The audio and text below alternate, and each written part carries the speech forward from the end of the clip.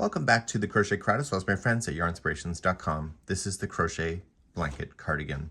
All this is a rectangular shape that is folded strategically in order to create the armholes just like you see.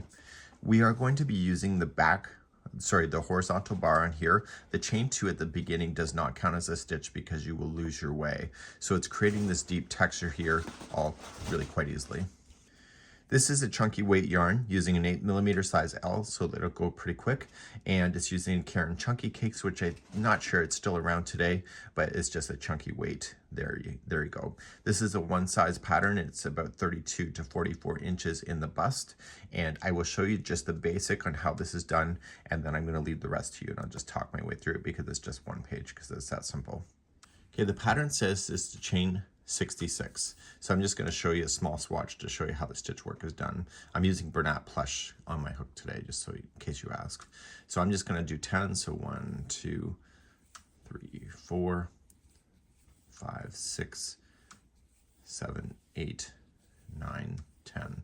So the colors that you saw in the pattern is actually coming out of the ball just like that, and it does require 2 balls. So once you get your beginning chain of 66 done, then you're ready for your first row. This pattern says that chain 2 does not count as a stitch. So when we do our half double crochet into the first chain, the 2 chains that we're going to skip is not included as a stitch. So you're going to use the back bar of the chain because it looks nicer. So yarn over and just use the back bar of the beginning chain and half double crochet. Once you do the first back bar, the chain stays upside down and you just half double crochet along all the way to the other side.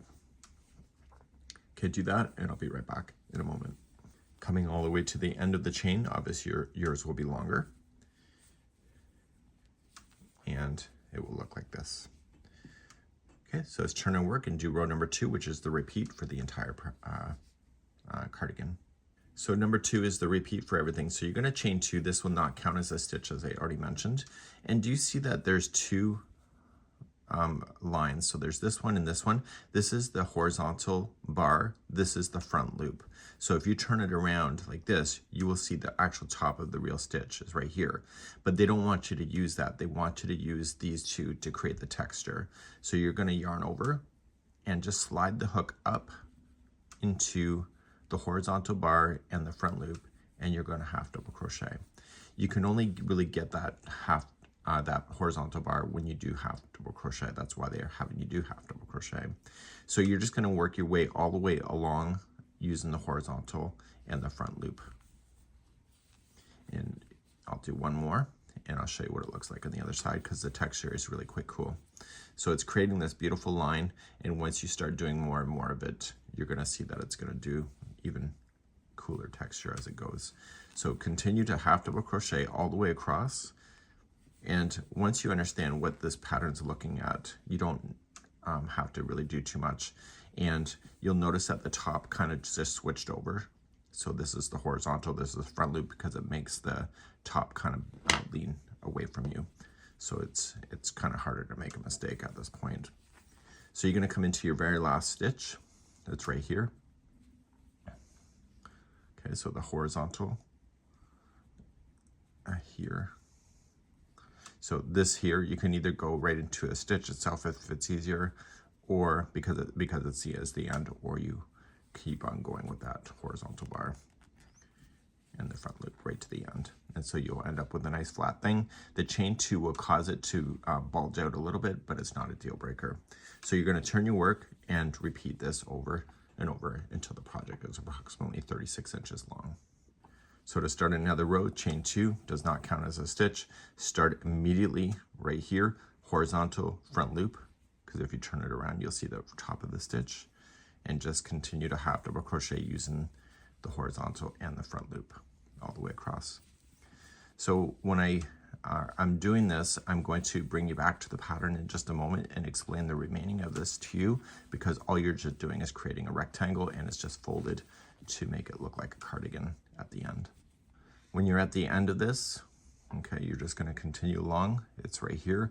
So because it's no longer the beginning chain, it looks a lot easier to find the last one, which is right here. So it's here. So this little bulge is normal. And you can count your chains, or you can count your stitches just in case. So you're going to see the texture will appear on both sides of the work. So you see it up here, but if you turn it around, it's down here. Okay, so let's go back to the pattern and let's explain the rest.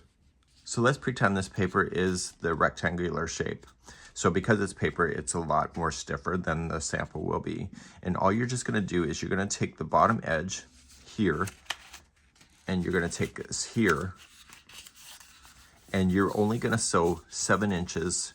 So do a whip stitch or an invisible join, and just do 7 inches here, leaving the remaining of the hole open. And then you're just going to do the same with the other side. So just fold it on up.